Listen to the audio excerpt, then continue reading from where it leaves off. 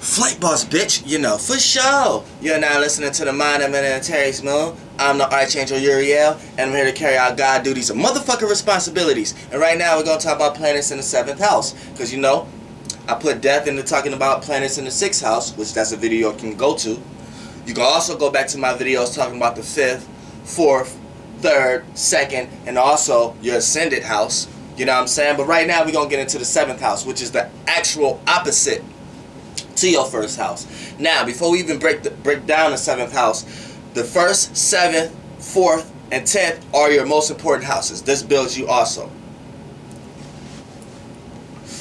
This is the learning process of your spirit, which is your ascendant. You see what I'm saying?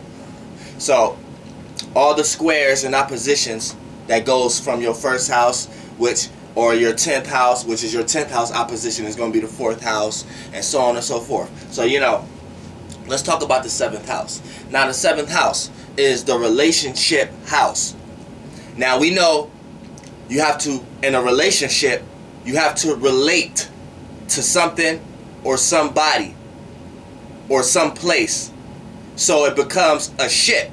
So how you relate to each other based upon being on this ship, that's where the ship is actually going to go. So that's why it's important to know what kind of relationships you have. But the 7th house doesn't just deal with people, it deals with people, places, and things.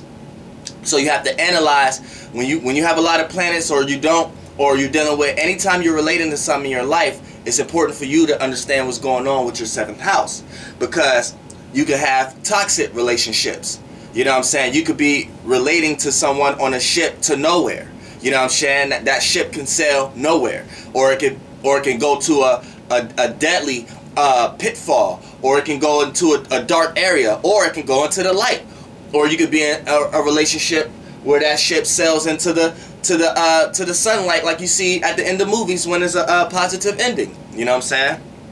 So, you know what I'm saying? You have to look at what's going on in your 7th house. So the 7th house in general is the relationship house amongst people, places, and things. So anytime you relating to your favorite TV show, anytime you relating to someone, anytime you relating to anything in general, to how you treat your possessions, which how you value it is the 2nd house, but what it means to you as far as your relationship to it, it falls into the 7th house. Like you may have your grandmama chain that she gave you, like on Friday. You know what I'm saying? So how you relate to that chain, other than a chain that you just bought, that chain, it may not have cost as much money as the chain that you just bought. See, now we're going into the 2nd house, that's value. But since that chain is your grandmother's house, since that chain is what your grandmother gave you, and it might have been cheaper, but you appreciate it more, you have a one-on-one relationship connection with that chain. So it means more than the expensive chain that you just bought. So you have a one-on-one relationship with that chain. So once you start to look at it like that, it falls into the 7th house archetype. So you know what I'm saying? I'm just breaking down examples so you can get a clear understanding of what the 7th house represents. So now, let's talk about the planets in the 7th house. Now, let's talk about the sun. Now, as far as the sun, we know wherever the sun at, it illuminates. It shines. So this is what people see from you.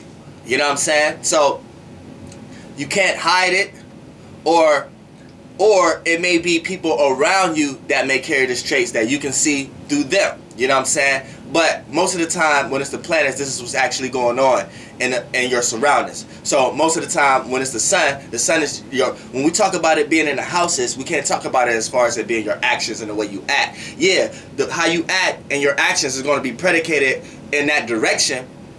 But as far as the sun actually being inside the house, this is what you have to look at the sun as the sun being itself. And the sun illuminates. The sun shines. The sun brings, it brightens up and illuminates that area of life, whatever house is in. So in this case, it's in the 7th house. So people are going to see you as a relating type of person. A person who should feel like, who seem to be in a relationship. Or a person who like to compromise, or like to have harmonious situations with others. Also, you like things to be pleasant.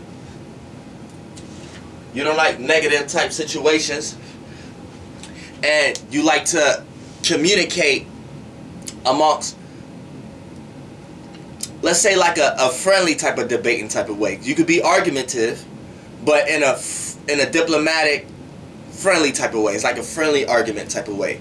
And you like to go tit for tat, but you like everything to be on a positive note, on a harmonious level. Now, a lot of your actions you may act on trying to be in a relationship all the time. You may feel like something's not right when you're not in a relationship. Sometimes you may want to be to yourself.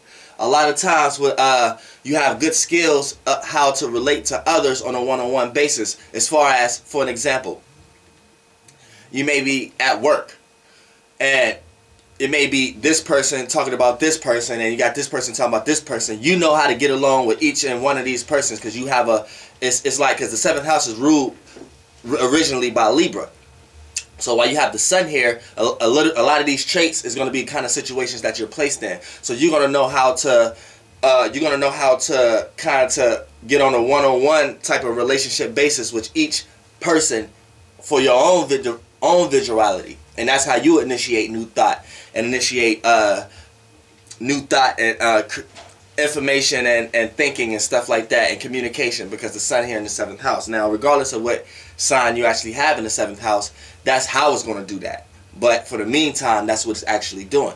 So the sun is good at you very creative, a good person to build ideas with, expound on ideas with, and you know what I'm saying, you could be an asset and not a liability. The only problem with you is a lot of times that you may overly help and you may not get that in return. So watch that. Now let's talk about the moon being in the seventh house. Now with the moon here, this is how you react. This is your wants. You know what I'm saying? So with the moon here, you may feel uncomfortable when you're not in a relationship. You may feel uncomfortable when you're not in a relatable type situation, or you're not around people you can relate to. You may feel uncomfortable when you're by yourself. You may feel uncomfortable when there's no form of communication going. So right here, the moon is the needs for you to feel emotionally stable with yourself. So right here, when you're relating to someone, or you have something to relate to, or a person, place, or thing, this is where you feel most comfortable. This is where you open up the most. This is where you release yourself. This is where you can tell someone your deepest feelings. This is when you can communicate it in a feely, touchy type of way. Now a lot of people, now with the moon here, you may throw a lot of people off to think that you may be clingy at times, but it's not that you're clingy. You're just trying to get a form of understanding. And in this day and time we in, only way you can get a form of understanding is due to communication. You know, actions is not even speaking as louder than words in the society we in right now. So look, Donald Trump the president. So right now, we at a certain situation where you just have to go with the flow and just kind of compromise, put yourself out there, but don't let everyone in. Like, what I'm saying, don't feel like your life is at a standpoint just because you're not in a relationship, or just because you're not in some type of joint venture with someone, or there's no one around you that you can appreciate what they got going on, or something like that. Like, don't devalue yourself. You know what I'm saying? When you get yourself together emotionally and start to understand that you don't need nobody, then that's when everyone come around. You know what I'm saying? And then you'll get emotionally secure with yourself. Now, these people right here is good at understanding relations in general. So these people could work in any kind of job field that deal with relations. You know what I'm saying? Like, even to a point that you could be a counselor to people who are going through divorces and stuff like that. You know what I'm saying? Moon in 7th houses can play that. And also, the sun in the 7th house can do this also, but they may not. It may just be a job to them. They may not be emotionally attached to it. It may just be something that they can do real good because they learned a bunch of things around it and they was able to put it into action. But the moon right here and vice versa, you have a feeling passion for it and you feel connected to it. The only thing here is knowing how to go about it. So if you had the sun and the moon here, it would have balanced it out. But you know what I'm saying, for the sake of just the moon, you're going to feel comfortable doing things like that. Feel comfortable helping people out and making them feel all right with themselves. if they're going through anything dealing with relationships or losing someone or losing something or something being stolen from them or something like that, or someone feeling incomplete or unbalanced, or someone who not having enough balance in their life. You know what I'm saying? You're gonna be good with that. People, you're gonna get all kind of calls, just people just telling you all kind of off the wall shit. Now let's talk about Mercury. Now, Mercury in the 7th house. Now, with Mercury being in the 7th house, Mercury is the thinking and the communication. So when you put that in the 7th house, it always likes to think about all forms of relationships amongst people, places, and things. It always likes to communicate about these things. So these are your fast talkers. These are people who may not know what they want. They may jump into relationships before actually knowing that they want to be in a relationship, just for the sake of analyzing it, you know what I'm saying, just for the sake of communication, just because this is what their mind on. They think a lot about relationships, so when they jump into one, it's almost a thing like, okay, I can't stand in this one that long because I may miss out on analyzing this kind of relationship. So these people can be players, these people can be fast talkers, these people could be pulling wolves over people's eyes, because they know how to communicate, and they know how to come across, and they know how to come across in a way that you feel comfortable with letting them do whatever they do with it, and then they may take advantage of you. That's these kind of people. So, you know what I'm saying? But that's the lower vibrational people that have Mercury in the 7th house. Now, people who probably elevated consciously and know how to rise their vibrations, these people, they know how to share those kind of thoughts. They know how to communicate with people on how to relate to others. They know how to show others how to analyze maybe other people's skills, or other analyzing skills, or how to relate to others in a harmonious way, or how to be more diplomatic. These people may communicate more about that type thing, and have a good way with words, and know how to piece things together, and know how to bring people together. Also with Mercury in the 7th house, these people, you know, since their mind is always on relating, a lot of times they like to put their mind in other people's shoes. So a lot of times they could be thinking what you think before you even think it. You know what I'm saying? So watch out for that too. They're very fast and smart. Now a lot of times they may prejudge, so that's what makes them wrong. But a lot of times they be thinking of so many things that they at least thought of one of the things that may be right, and that may not have been the one that they had expressed in the first place, though. You know what I'm saying? So when you get into a mode where you argue with a Mercury in the 7th house, they good for a debate, they good for arguing. They're gonna argue tooth and nail with you to the point that they understood what you were saying. It's just they're gonna argue the fact that why they didn't process that first. You know what I'm saying? They may have had another thought, a prejudge that they may have put upon you that was wrong. Now, you going down their throat about them being wrong, but they may still have the right thought. It's just now it gets into a whole, it's like they think about communication as air. You know, but it's not displacement. You can have any sign there, but it's just going to play out in certain ways with an air temperament, regardless of what element you have there, because the 7th house is ultimately ruled by Libra. And when you have Mercury here, Mercury is a communication planet. So it's going to emphasize communication when it's in this placement. Now, when we talk about Venus, Venus is love, appreciation, value, and how you relate to others. Now, Venus loves to be here. Now, before we even get into Venus, I want to go back to the Sun. The Sun hates being in the 7th house. The Sun falls in the 7th house. So, remember when I was talking about putting into action, but might not be caring for the sake of community? You may just appear as a person that likes to harmonize and communicate, but you may not be like that inside. Now, see, the Sun falls here, so that's a little bit of the actions. See, the actions don't want. The Sun is exalted in Aries, so when it's exalted in the 1st house, regardless of your 1st house, the Sun is exalted in the 1st house. So when the Sun is in the 7th house, that means it's underneath. It's sleep. I like to say it's sleep. So it's when you sleep, what happens? You go into the yin realm. So you're in another realm. So you're taking your emotions and feelings, and depending on what program you're in, that's how you're going to feel within the dream. So a lot of times you're going to feel like you could do things that you never thought you could do before, and a lot of times you may get scared and wake yourself up because that factor come in where you keep mixing the yin and the yang together, thinking that you can't do this, but you actually did it in a dream and it scared you. See, now what happens here, when you have the Sun falling in the 7th house, that's a lot how Libras feel. A lot of times Libras feel like they got a lot of ideas how to do things, but a lot of times they may not have the correct procedure of how to go about doing it. They may not fill up to putting it into action, to the point that they start to devalue what they have to offer and want to assist others who may have what they feel like they may lack. And they feel like with them being around these people, they can gain that same energy and be able to do the same thing and feel comfortable because they have someone to do it with. This is why Libras like to do things with people. You know what I'm saying? So when you have it in the archetype right here with the sun being in the 7th house, see, a lot of the sun likes to go out and want to do its own thing. You know what I'm saying? Whether people is with it or not. You know what I'm saying? Like the sun in general, all the planets is following the sun rotation, whatever the sun is rotating around. So everything is following the sun. So this is why, this is the difference between the sun being at home in Leo and the sun being exalted in Aries. See, because the sun being at home in Leo is at home. It gets to do what it wants to do.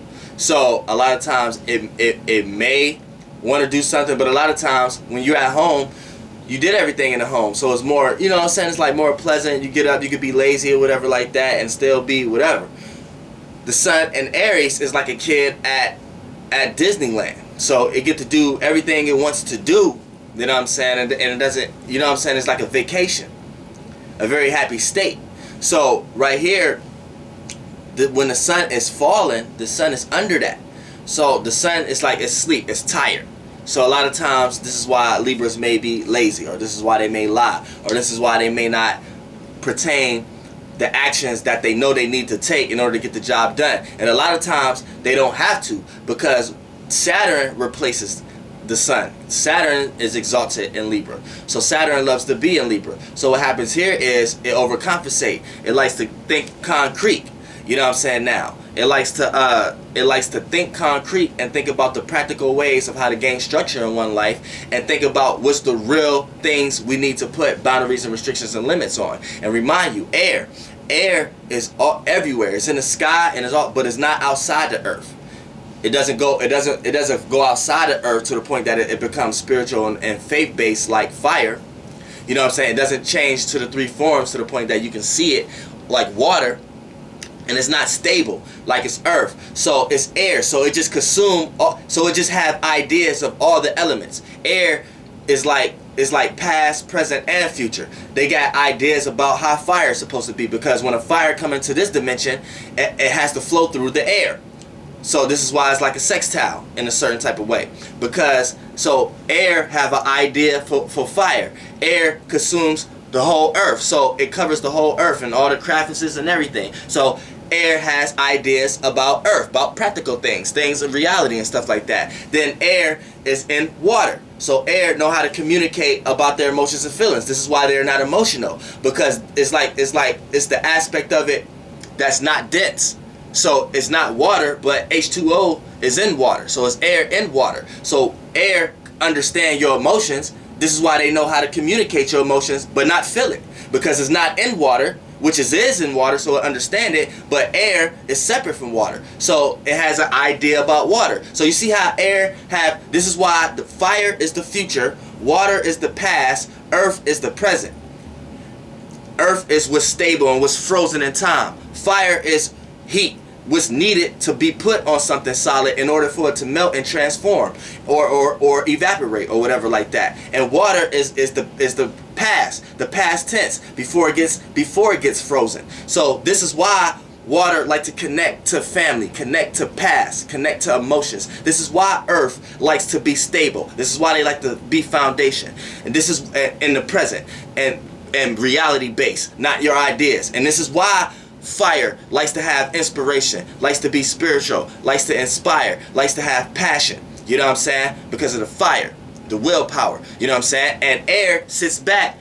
All air signs are able to sit back and analyze this shit. This is why air signs are the giddy, the communicators, the thinkers, because they know how to tie the ideas together. You see what I'm saying? So right here, when you have Venus being in the 7th house, Venus loves being in the 7th house. So Venus going to love and appreciate and value all types of relationships. You know what I'm saying? Because what do it take for you to value something, which is the planet Venus? What does it take for you to appreciate something? What does it take for you to relate to something? What does it take for you to value something? A person, place, or thing. So you see, Venus is exalted and Venus rules is at home in Libra. The sun falls here. So the sun, when the sun want to go out and go on all the roller coaster rides by itself and stuff like that, it can't do that here because somebody has to tag along. It's like, or it has his mother. You can't go on that ride, or someone has to tag along. Let me come with you. And they can't get on the ride with you, so they make you feel guilty of you getting on the ride. You see how the sun start to fill in the 7th house? You know what I'm saying? But with Venus here, Venus is at home. Venus is relaxed. Venus is pleasurable. You know what I'm saying? Venus, you can only get pleasures. It can only receive pleasures from a person, place, or thing. You know what I'm saying? So Venus in the 7th house is going to get mad support.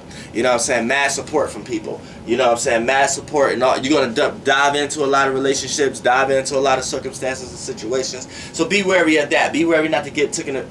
Be wary and watch out for people who take your love for granted. Your love will get taken advantage of. And that's one of the worst things that can happen on earth, because you're going to feel like nothing. So be careful of that.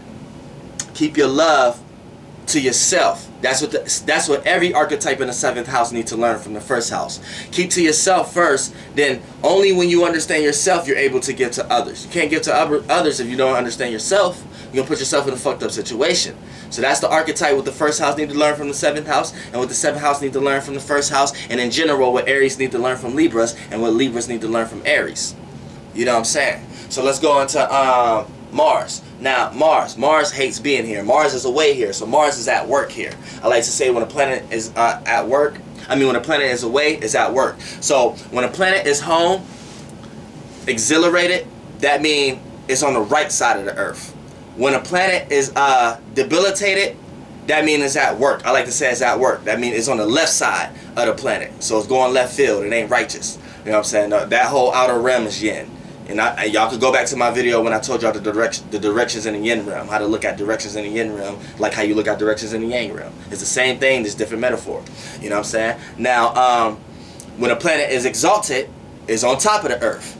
And when a planet falls, I like to say is asleep, it's underneath the earth. So regardless, like I said, the sun falls in Libra, like I said in the last video. So if you walk outside and you say, Uriel, when I look up, I'm looking up. And the sun is up. And if the sun was in October, that means it's in Libra. So what you talking about? Look, in space, there is no motherfucking direction. I told you how to look at directions in the motherfucking yin realm. So you're magnetically connected to the earth. So the earth may be goddamn upside down. So the earth is, from your point of view, yeah, you looking up. But from Gaia, Torah, her point of view, she may be looking down. So while you magnetically connected to the earth, you think you looking up, you looking down into space when you see the sun in October in Libra.